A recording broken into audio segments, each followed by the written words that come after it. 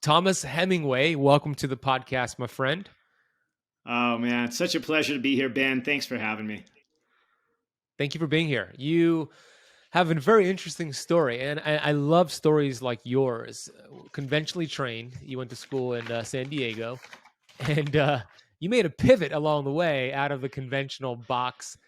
And I respect that so much because a lot of practitioners that are in the conventional sense, they might see the writing on the wall, but to make that decision to pivot, I imagine could be a really hard thing to do. So I'd love for you to just share your story, how you went from being more of a conventional after the fact treating symptoms sort of doctor to being more preventative now. Yeah, no, I would love to share that. And actually, to be honest, in full disclosure, I've always been kind of natural minded in my own thinking. But, when you go to medical school in the 1990s, that's just not how it's done back then. I mean, everything is about pathophysiology. You arrive at some diagnosis and some treatment, which is typically a pharmaceutical. Like, that's just how it was taught. I went to UC San Diego, top 10 medical school, graduated top of my class with honors, all the things. But I did take, interestingly enough, a course there that at the time, for me, it wasn't new, but it was for many of my colleagues was like way out of left field. And at that time, we called it alternative medicine. So what sort of holistic, integrative, functional medicine as we know it today, back in those days, we called it alternative medicine. It's kind of the East versus the West. There was this tension, one did not accept the other. They seemed to be mutually exclusive, which is totally not the case. And so I've always kind of been sort of naturally minded. I mean, as a kid, I used to read books, for example, I think one of my first exposures was that book called Quantum Healing by Deepak Chopra. In my teens, I read that book, and I'm like, oh, this has some cool stuff. And Ayurveda, all of those things were familiar to me, but it certainly was not taught in medical school. Like, absolutely not. We were taught a pill for every ill, as they say, and it was sort of like a diagnose and adios. We would get the prescription pad out, give whatever the treatment du jour was, and it was typically a pharmaceutical, and then we'll see you in 3 months, type of thing. And I actually had a different sort of experience because I'm a board certified emergency physician. So I've worked most of my time in hospitals, clinics, and whatnot in the ER, in the emergency setting. And I'm actually very proud of what we can do here in this country in our emergency care. I really think we have state-of-the-art, amazing trauma care, for example, acute MI, acute stroke, heart attack, stroke, these kinds of emergency problems we actually deal with quite well. But here's the thing. So about a decade ago, when I turned 40, I was starting to see patients younger than I, both men and women, come in with things like first-time heart attack, first-time stroke. Some even die of sudden cardiac death who were younger than I was at the time. And I'm turning 50 next year, so I feel like, holy crap, something is wrong here. Like, we shouldn't be dying of a heart attack in our 30s and 40s, even 50s for that matter. Like this, when I was trained in the 90s, this was a disease of the elderly. I would see people in their 70s and 80s die of a heart attack, but certainly not in their 40s and rarely 50s, and certainly not 30s. I mean, I don't think I ever saw a single person in, my training that died of a heart attack in their 30s. And I've seen a bunch, sadly, present day. So I decided, like, you know what, we as a Western medicine world here in the US especially, we've got to do something different. I mean, you're probably familiar with this statistic, but about 3 years prior to COVID, for the first time in over 100 years, certainly the first time in our recent human history, our life expectancy here in the US started to go down. And each and every year has continued that trend, and even more so, big surprise, right? During COVID, it went down even further. And this literally is the first time in our recent history, in well over 100 years, that this has ever happened. We are the most unwell, the most sick, the most obese, we're dying younger.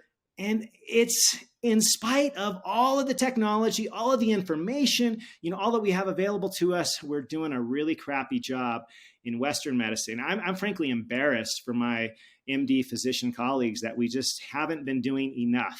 You go to your doctor today and you say, hey, doc, how do I prevent heart disease? How do I not get this thing that kills most people? I mean, men and women, number one cause of death in the world.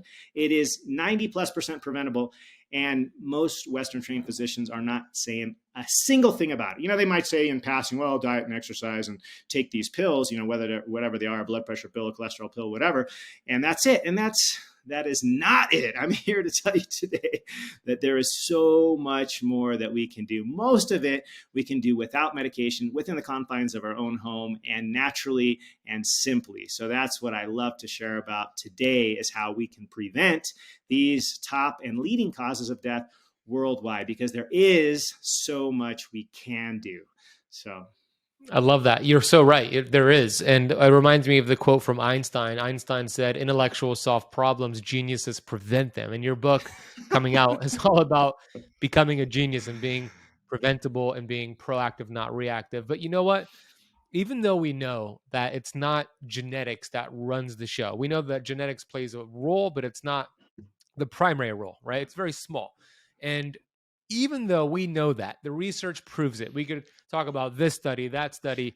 We see it in our day to day. Even though we know this, recently there's this lady who's now the government, doing the government guidelines. She was on 60 Minutes recently saying that the reason we're obese is a genetic problem. That's why. It doesn't matter if you eat healthy or sleep or improve. It's a genetic problem. And she's spouting this on 60 Minutes. And this is recently. It's like, is yeah. it just they're ignoring the science or doing it intentionally because it's going to help make a lot of money, or they're confused? Like, what is going on here? It's crazy, isn't it? Yeah, no, I think it's all of the above. And sadly, there's a lot of, I feel like, there's two camps. One are the well informed, or should I say, the well intentioned, poorly informed, specialists out there, be it physician or even, for example, nurses, nutritionists that just haven't really received the training. Because I know I didn't in medical school. They didn't teach me how to prevent disease. They taught me how to name a disease. All of these thousands of diagnoses, I got to learn how to name them, diagnose them, and then how to treat them with the conventional way, which is usually a pharmaceutical. So I don't blame them for that. What I do blame them for is not accepting the newer data, because like you said, there's tons of data out there that really speaks to how we can actually get down deep to the root cause and prevent these illnesses like heart disease, cancer, stroke, diabetes, lung disease, neurodegenerative conditions like Alzheimer's, Parkinson's, you name it.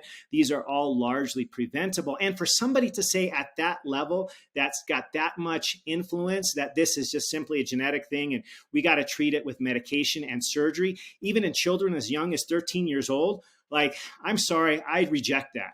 I reject that. There is so much that we can actually do. And it's sad to see the powers that be, speaking a completely different, language, if you will, respect to this. And it's not based on solid data. So it's, just like you said, and I agree with you, over 90% of these conditions can be prevented and are not really truly in the genes. I mean, there's this whole thing called, epigenetics, right? It's above the genome. It's what we do and what we don't do, all of our behaviors that decide whether these genes get turned on or off. And that is completely ignored by people such as this that just spoke last week on 60 Minutes and in the recent, headlines on how we should be treating obesity in children with pharmaceuticals and with surgery. And there was not a thing about what lies at the tip of their fork. Like, what the heck are they eating? Yeah. The studies show it 67% of the calories in kids, 67% is not only processed food, but ultra processed food. In my book, that's not even real food. I consider that a food like substance. It's not even real food. It's all the crap that's in the center of the grocery store that comes in a bag, a box, or with a barcode that's full of processed ingredients, whether it be a sugar, a flour, a seed oil, whatever it is, it's garbage. And 67% of our children's diet is composed of that. And that's why we have the issue. It's not a genetic thing. Give me a break. Yeah, it's super sad, super sad. 100% agree with you, Doc. And I know you spoke about this gentleman before, Dr. Bruce Lipton, who I love. I always lecture about him. I had the privilege of interviewing him a couple years ago, and he has shown that the intelligence is not the DNA nucleus. He could remove it. The cells will function for a couple months just fine. But when the membrane gets disordered, when the membrane dysfunctions, where those integral membrane proteins, receptor sites are, then there's a signal sent to the DNA for this stimulus. And it could be a negative stimulus if it's a negative input, right? But that is the environmental input. It comes with our thoughts, it comes with the foods, it comes with our toxins, and that's exactly what you talk about. So the mentality that it's just your genes and telling people, you need medication because it's just a genetic thing, it's a victim mindset, number one. really releases people from taking responsibility. And like you referenced, the foods were given children. In when I went to school, I remember seeing, these food trucks and these soda machines and vending machines, and it's just not real food. It's Franken food. And I always say human beings are the only species smart enough to actually create their own food, but dumb enough to actually eat it. Yeah. So let's get into, I love your message because and your new book, because it's about being proactive and not reactive. And it's called um Preventable: 5 Powerful Practices to Avoid Disease and build unshakable health. I just pre-ordered my copy today and I cannot wait to get it. But I want to know, what are those 5 principles, Doc? Hey, I want to just interrupt the video you're watching real quick to share something with you. As somebody who's been in the keto space for 14 years, I've taken thousands and thousands of people through a keto protocol. I've seen the number one problem and struggle people have on keto being this electrolyte dumping process. Allow me to explain real quick. When you lower your carbohydrates and lower insulin, you're going to release excess water weight, which is terrific because you're going to look lighter, less puffy, and feel lighter. The problem is this: the kidneys also release excess electrolytes, and you go through this sort of diuresis process leading to symptoms on keto. And what is the solution?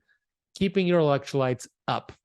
And when I talk about electrolytes, there are good ones out there. Then there are optimal, incredible products. The one that I use is from Upgraded Charge. One of the reasons why I love this product is that it has a unique proprietary blend of nanoparticles that have the ability to get into your cells, which is for maximum absorption. It contains magnesium, zinc, sodium, and potassium, and it tastes pretty good. Kind of tastes like a non-alcoholic margarita, and the flavor comes from the lemon peel. Simply use this by adding it to your water or sparkling water and get your electrolytes up. Replenish them. This is key to feeling incredible on keto. Upgraded Formulas has hooked you all up with a sweet deal to get their Upgraded Charge or any of their amazing products at 15% off. All you need to do is head over to upgradedformulas.com and use the coupon code KETOCAMP at checkout and get 15% off your entire order. I will drop a link for you with the coupon code in the notes down below. All right, let's get back to this video. Yeah. So we'll do it super quick, kind of bullet point here. But as any good medical student, I developed a mnemonic, which is a memory tool, right? A memory aid. And so it's FMSGs, right? We all hate MSG anyway. We got to avoid that. Throw on an S at the end. And FMSG. So F is food, right? Food first. Food is either the best possible medicine, best nutrients we could ever have, or food could be a slow poison. And we get to make that decision each and every day. The cool thing here, Ben, is my focus is always on what we can add to our diet rather than subtract. Because most people don't know this, but literally the human race, the human species, can consume over 200,000 different, for example, vegetables, fruits, plants of the earth, and so on. Even more when you add in the proteins and all of the fermented foods, it's coming up to a number darn near 300,000 edible foods out there. And guess how many we consume as humans on average, not just in a year or what have you, but over our lifetime? Guess how few we consume? Less than 100? Yeah, it's about 200. However, there are Crazy. only 4 different species of plants that make up over 60% of humans' diet, right? It's the corn, it's the wheat, it's the soy, and rice. Those 4 things sadly make up nearly 60% of all of the calories that we as humans eat. It's pathetic. It's terrible. And literally today, 2023, we are starving in a sea of plenty. We are overfed and undernourished. And 2 decades ago when I did my training, hunger was a huge problem, starvation and all these different nutrient deficiencies, kwashiorkor that happens in sub-Saharan Africa, and all these types of nutritional deficiencies, which we certainly still have nutritional deficiencies, but we were literally starving. Today, obesity is the leading cause of morbidity worldwide.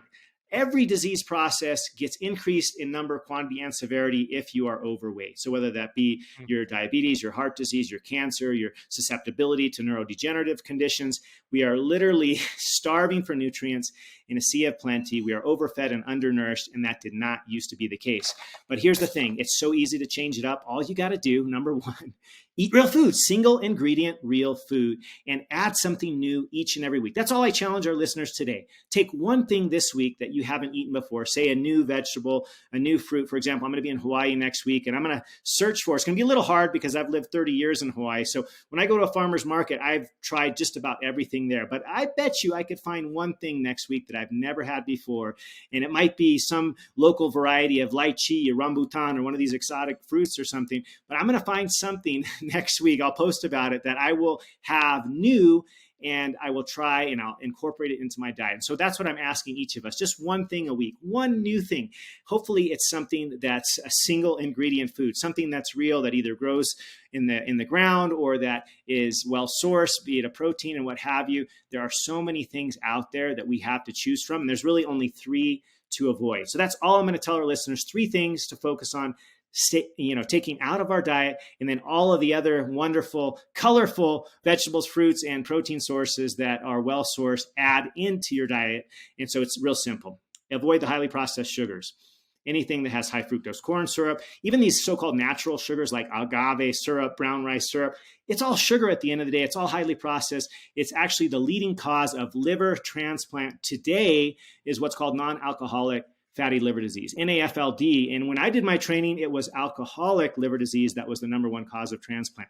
Now it's literally fatty liver from eating too much sugar. We as Americans eat nearly 130 some odd pounds of sugar per year. It's out of control. It's pathetic. We got to stop it. And so it doesn't matter what kind of colorful name, it's organic cane sugar, it's agave syrup, doesn't matter. We need to limit our sugar intake. That's number 1. Number 2, we got to avoid the highly processed grains and flours. Gluten is the tip of the iceberg. Yes, we should avoid it. We should avoid the corns and all the highly processed grains.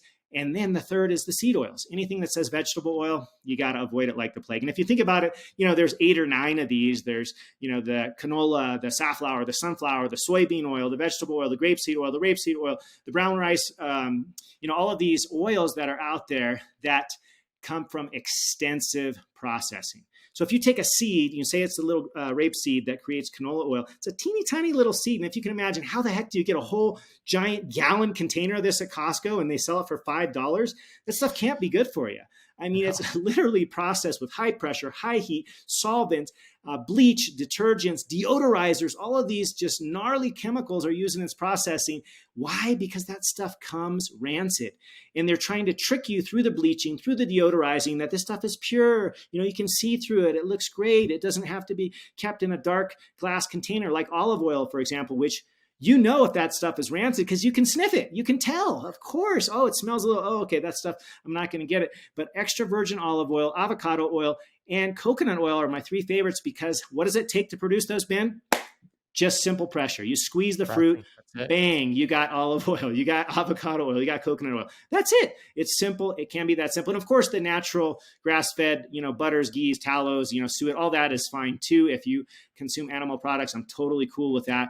But all the highly processed crap, you got to avoid. So that's it. 3 things you avoid. You add everything else. And I'm all about the rainbow, man. I eat all the plants, all the vegetables, all the fruits, all the proteins, all the things. There's so much polarization, so much noise out there.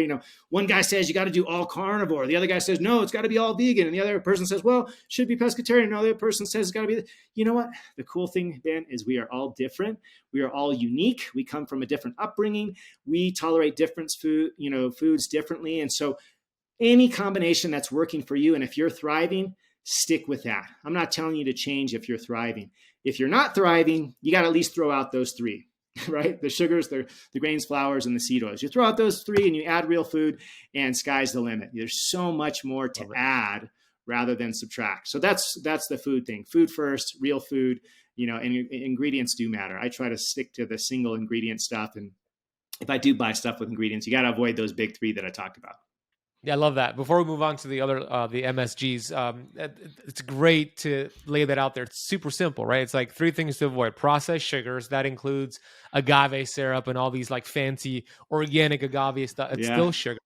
Processed carbohydrates in terms of like grains and flours, especially wheat. We know that's bastardized in the US. Yeah. And then the seed oils are a big one. I talk a lot about that. And when you go to restaurants, here's what I did. You're gonna love this. Well, first of all, what I do at restaurants it drives my fiance crazy because it embarrasses her. But I always tell the waiter, the server, hey, me and my fiance, we're allergic to Yeah. seed oils. Can you use the butter, the ghee, whatever it is? And usually they make that request. But my idea was, okay, how could I make this easy for people? So I created this. I don't know if you could see it. It's a seed Yeah. oil. Let me make it bigger Like a here. seed oil guide or something. Allergy It's card. an Yes, allergy I love card. it. Yes, tell them It's an your allergy face card. So will it swell up. You says can't breathe. exactly. So yeah, it says allergy card, dear chef, Yeah. please, I need to avoid the following 8 oils. So it shows those inflammatory ones. And Oh, then if you could amazing. swap it for these and Yeah. healthier options. Thank you for keeping me safe. You show this to the waiter, like makes it simple, right? So I love that Love swap. it. I love it. And then I agree with you when it comes to diet variation and changing the foods you eat. We think about our ancestors, that's what they did. They did carnivore sometimes, they did keto sometimes, they got out of ketosis, they did vegan. So I'm for that. And let me ask you this. I have a couple of questions. First of all, the question is your reasoning behind eating different fruits and vegetables to create more gut diversity? And if it is, what do you say to those people who are doing strict carnivore and they're like, my diversity is fine? Like, what do we see with the diversity of people who are eating one diet long term? And is that your goal to increase diversity? Yeah. So, well, what's interesting, and there's actually data for both rationales. The carnivore guys will find data that says, look, you can be full carnivore and you can have, increased alpha diversity of your gut microbiota as well. And the guys that are eating, heavy plants will say the same thing. And so they kind of fight about it. And it's a little bit, it's interesting. It's kind of a tug of war, and we can always look for the data that supports our thinking. My personal, thought on this is that some marriage between the two is probably the best. So I really feel like our bodies respond well to diversity in so many things, not just the food, right? We just crave it. We crave variety. Like, that's one thing that I personally think I would struggle with a lot if I only did carnivore. And believe me, I eat plenty of meat. I had a ribeye the other night. I had fish last night. When I go to Hawaii, I eat fish almost every night. Like, I eat meat, like, no problem. I make sure to try to get it well sourced as best I can, because that does matter. But I don't feel like, we should be complete polarizing to one camp or another. I feel like our bodies were made to eat all different things because, like you said, past generations, we foraged, we hunted, and one day maybe we had meat available, and then maybe we didn't have it for 2 or 3 weeks. Yeah. We couldn't find anything to hunt, and we had to just gather whatever tubers, berries, whatever we happened to find, plant matter basically, and we ate that, and guess what? We did fine. And so I really think that the polarization, not only is it unnecessary, it's just not helpful. They're just fighting. The camps are always fighting. It's like, there's no middle ground. It's like, you know what? You can eat it all, provided it's well sourced, it's single ingredient food. Try to avoid the GMO stuff that's pesticide laden and all that kind of stuff. And I really feel like our bodies do thrive from that diversity. And the studies do show that, with respect to the microbiome, flourishes when it's fed the different vegetables, plant matter, fruits, the diversity. It's called the alpha diversity. It goes up. Like, it's hard to refute that. And the carnivore guys will say, well, look at this tribe, and maybe it's the Hadza, and they went a certain period of time and they didn't have anything but meat, and their alpha diversity is great too. Well, the Hadza also eats plants. They eat tubers. They eat whatever's available to them. So it's the data. I think you can use it to prove either way. And I feel like it's a big miss to use this polarization to support one camp or another when our bodies literally thrive off this kind of variety, whether it's the microbiota in the gut that we're speaking of, or it's just the variety of nutrients that are available. And yes, you can get a ton of nutrients if you eat liver. Like, liver is like a superfood, but you just can't eat too much of it, right? Because number one, it's hard to cook in a way that, we don't have to do this when we eat it. I mean, it's a little challenging. I struggle a little bit still. My mom used to, cook liver for me, and I try to use her recipes because I'm familiar with that at least, but I'm still not great at it. I sometimes will take a capsule that has liver in it just because it's just easier, and I don't have to, do this kind of thing because it's hard to gulp down. But yeah, I really feel like there's value in both, and the better the variety that you get, be it a protein source or a fruit or vegetable source, the better. Our bodies thrive off of that. I want to take a quick break from the video you're watching to share something with you. If you've been following me on social media or any of my online platforms, you always see me wearing these glasses. And I always get asked the question, hey, why are you wearing those tinted glasses? Well, these are blue light blocking glasses, and they are very beneficial to protecting brain function and being productive throughout your day. If you're like me, you are surrounded by artificial light every single day, from the computer screen, phone screen, artificial lights, and your brain needs to filter out the junk light. We're just not designed to filter that out, and it's a lot to filter out. So the analogy is this: if you had a computer open in a web browser with 100 tabs open in your web browser, and hey, that's probably you, your computer is going to function slow. It's going to dysfunction, and it's just not going to be optimized. But what happens if you take those 100 tabs and close them all out and just maybe leave a couple tabs open? Your computer is going to function better. This is the same thing with your brain. When you use high quality blue light blocking glasses, you filter out the extra junk light so your brain doesn't have to do so. A result, you feel better, you think clear, and you have a more productive day. And that is why I wear these glasses. The glasses that I'm wearing and that I recommend is from Bon Charge. They are a sponsor of this channel, and they make some really cool, high quality, well-researched blue light blocking glasses for the daytime, like the ones you see me wearing now, and for the nighttime that are more orange, red tinted. So at night, I switch over to those. They have cool styles like the ones you see here, and also clear frames as well. They have reading glasses. You could get your prescriptions in those glasses, and they have a whole range for you. So all you need to do to get your hands on a pair of Bon Charge glasses or any of their wonderful products is head over to boncharge.com/KetoCamp.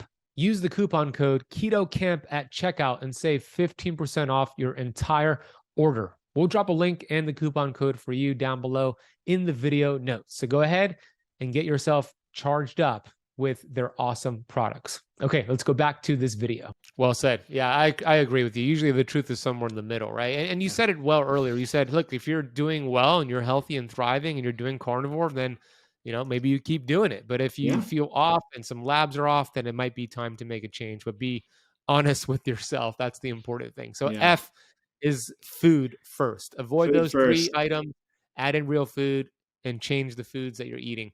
What is the M in the MSGs? Yeah, so F, MSG. M is for movement, and that could be anything. People always ask me, Doc, what's the best exercise for me? I mean, honestly, it's what you will do each and every day. We should move our bodies every single day in some way, shape, or form. And right now, in my fifth decade, it's been walking. That's my go-to, because no matter where I am in the world, I got two legs. I know how to do that. I'm a biped, just like you and I. We know how to do this. It's so easy.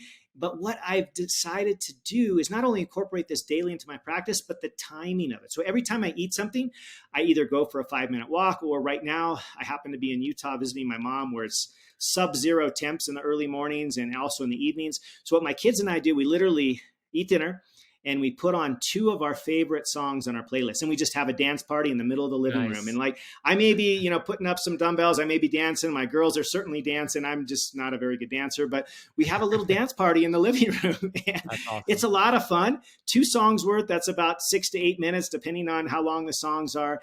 And what's really cool, Ben, is I've had the blessing.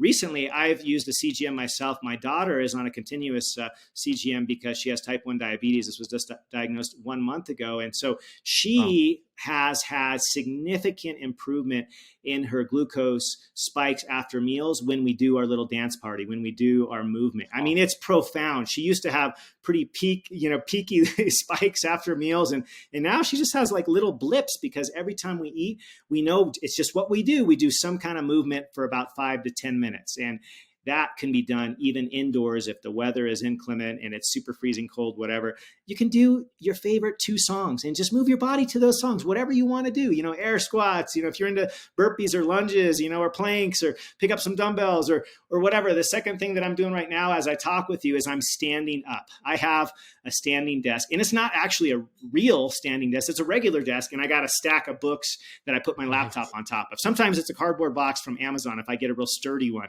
And that's it. A simple standing desk.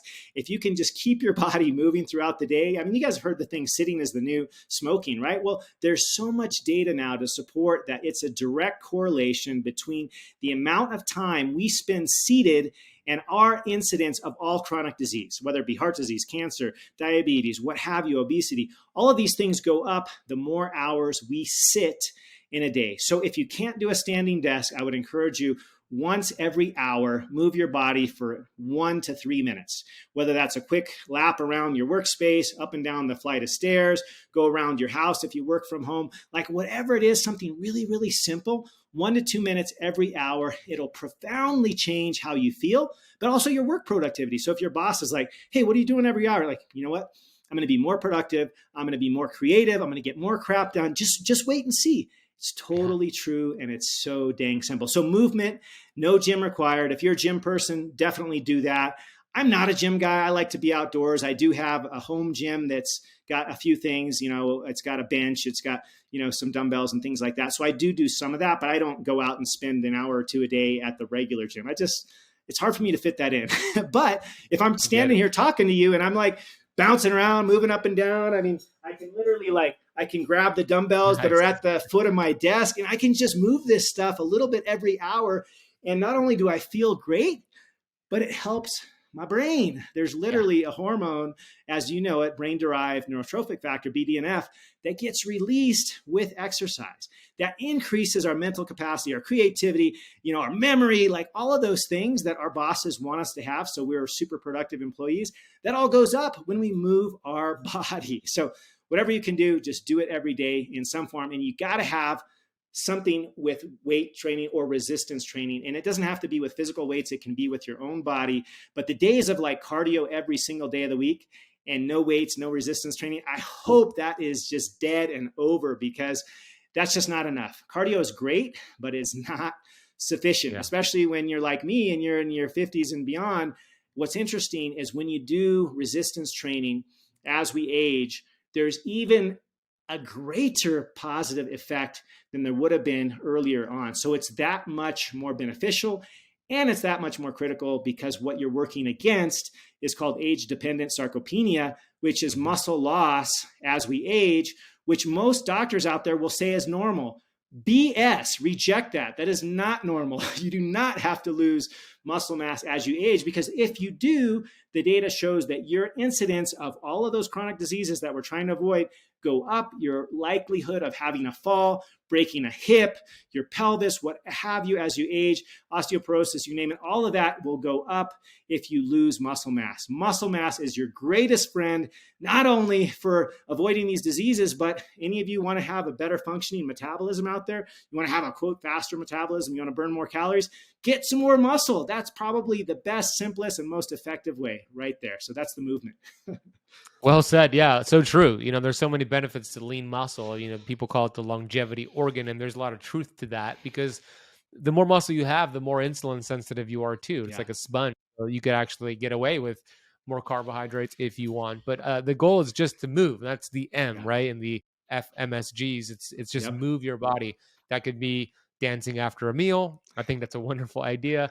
Getting up from your desk every hour, going to the gym, whatever it is, but get in the steps, get in the movement, add some resistance, and you're going to be on the right track there. Okay, so let me guess. The S in MSG and FMSGs is sleep. Am I right? Yep, that's the first one. Sleep. Sleep can be your superpower. And sadly, when I trained in medical school 20 plus years ago, not only did we not understand it, but we certainly did not appreciate it. And that's because, we have so much new science. 2006 was when Dr. Jeffrey Iliff and Nattergaard out of the University of Rochester described that whole system in the brain that flushes out toxins called the glymphatic system. That's pretty recent history, 2006. So when I was in medical school in the 90s, we had no idea why we needed to sleep. We knew if we didn't sleep, we performed more poorly, both on mental, psychological testing, as well as performance exercise type stuff. We knew we weren't at our best when we didn't sleep, but beyond that, we didn't know the tremendous benefits like this flushing of toxins and buildup of waste materials that happens throughout the day. Not, tip of the iceberg, or like the amyloid and things like that in our brain, but there's so many other toxins that happen to, that we're exposed to without even thinking about, the heavy metals, the plastics, you name it, they're all out there. We're getting exposed to it all day long. Really, there's only one time where we can effectively flush the system, cleanse the system, take out the trash, refresh, revive, rejuvenate, and that's while we are sleeping. This beautiful process that is referred to as autophagy can really only effectively occur when we're sleeping and not not eating, right? So there is a time where we got to fill our body with all these amazing nutrients, and then we need to take a break. And if we can space that out a bit, magical. But what most people don't realize is your best night's sleep can start with what you do those first few minutes of the morning. Get out, get some natural sunlight. Can be 1 minute, 2 minutes, whatever, but it's got to be outside. Just looking through the window, that doesn't quite cut it. The amount of luxes that are available is just way, way lower. Even if you got, at the workplace, these fluorescent lights and stuff, just get outside for 1 or 2 minutes. And then the evening, when you're getting down to those final hours, you got to have a couple of curfews. One is you got to have a food curfew, right? You shouldn't be eating about 3 hours before bed. You should also have, this is the really hard one, is a device curfew. And this is really hard. My recommendation is you should take 2 hours off of this thing in the evening. That would be the best. I tell people start with 1 hour because that's just more doable. The last final hour that you're up at night, use that to reflect, whether that be for you, if you want to get in a warm tub, if you want to do some gratitude journaling, if you want to do some meditation.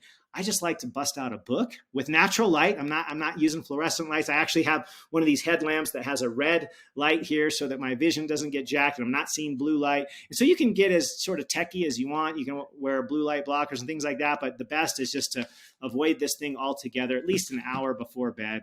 And do that consistently, and you'd be surprised how much better you sleep. And don't eat right before bed, obviously, right? We need this time to get into autophagy, and it's not going to happen if we're eating right before bed. And so take 2 to 3 hours, hopefully it's closer to 3, that you're not eating calories prior to bed. If you want to have like a nighttime tea that doesn't have really any calories in there, that's totally fine. I'm cool with that.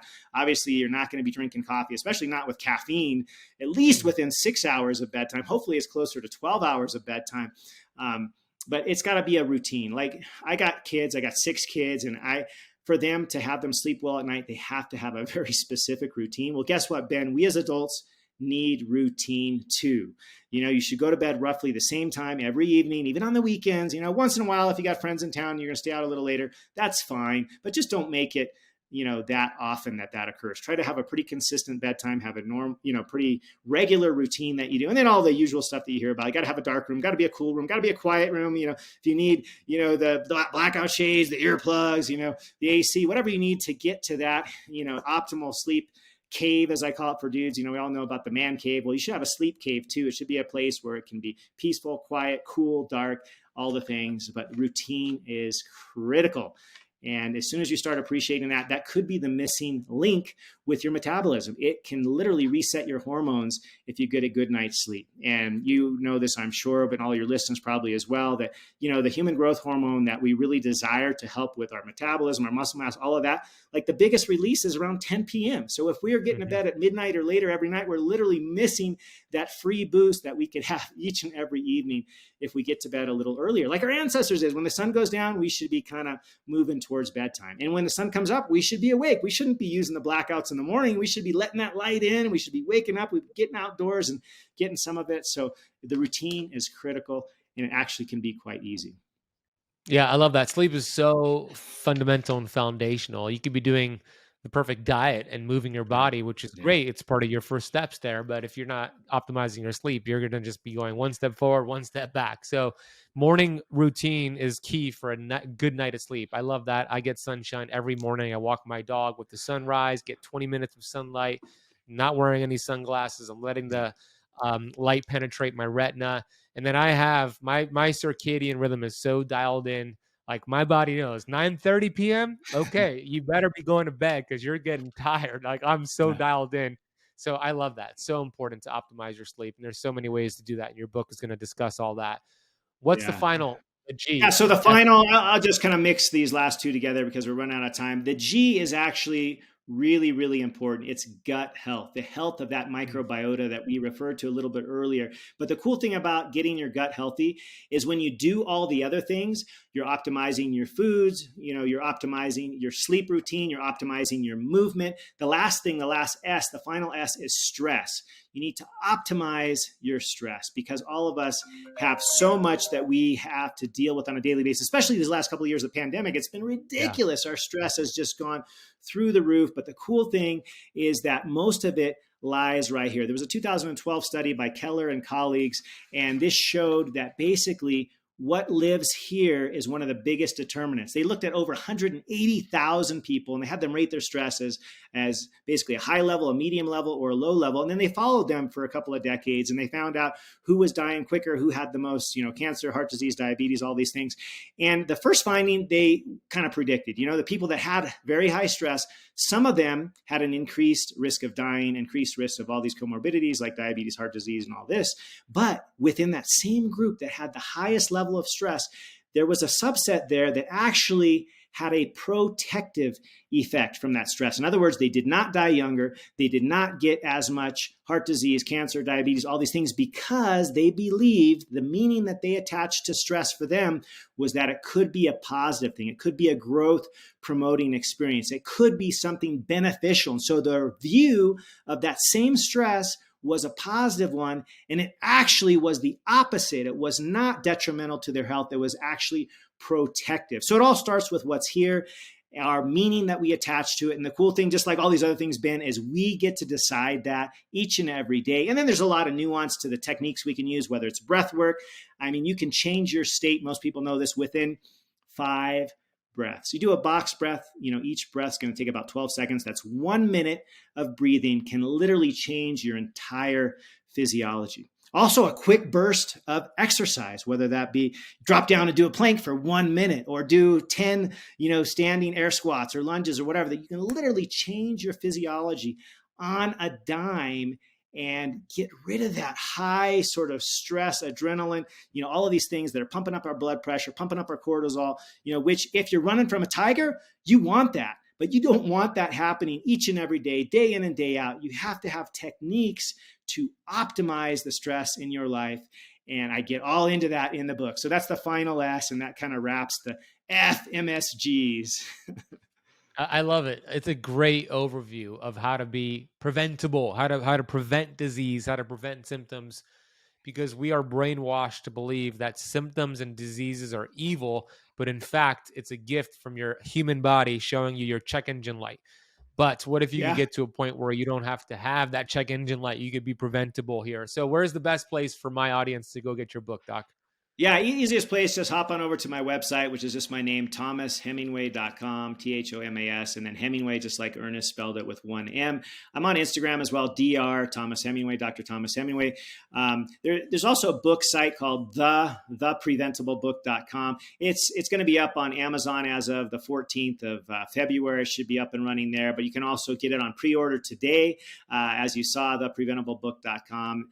Has a link to that. And just follow me on Instagram, Dr. Thomas Hemingway, or just hop on over to ThomasHemingway.com and you can pre-order that thing today. It's going to be amazing. Can't wait to get that word out to everybody. It sounds amazing. I got my pre-order in. Everybody go get yours. So if you're watching on YouTube, we'll put the link down below. If you're listening, we'll put the link down below. I do have a final question. We have 1 more minute. Yeah. You mentioned the G in there, which is gut health. Yeah. I think that's very important. I have another G for you. I call it vitamin G. It's gratitude. And I guess that's in the S part, right? Yeah, so it's under the stress optimization. Right. Absolutely. Yeah. So my question for you is, what are you grateful for today? I am grateful for every moment I get to spend with the people I love. Family and connection for me is number one. And every day is a new day and a gift. It's really a gift. In my background, being in the emergency setting, seeing people lose their lives from all different things, car accidents, other events that occur, just cherish and value each and every day with those that you love. And for right now, for me, it's my family. I'm spending every moment that I can with my mother, who is having some real challenges right now with cancer. And every day that I get to spend with her is beautiful. So make every day count. Don't think about tomorrow. Be in the moment. Connect with the people you love and care about, whether they be family, friends, or even your favorite, canine or feline friend. It's so important. Connect with those you love and be in the moment and just appreciate life. It's a gift. It truly is a gift. Beautiful, brother. Thank you, Doc, for coming on the show. I appreciate you, and I'm excited for your book. Everybody go get it. So thanks again, Thomas. Awesome. I can't wait to see you on the Unshakeable Health Show in a couple of weeks as well, Ben. I can't wait to have you on, and I just appreciate you, appreciate your audience. You guys have an amazing day. Big aloha and mahalo for having me here. Thank you so much. Everybody go subscribe to that podcast, Unshakeable Health Podcast. That's Thomas's podcast. I'll be on there soon. So thank you again, Thomas. All right. Take care, man. Have an amazing day.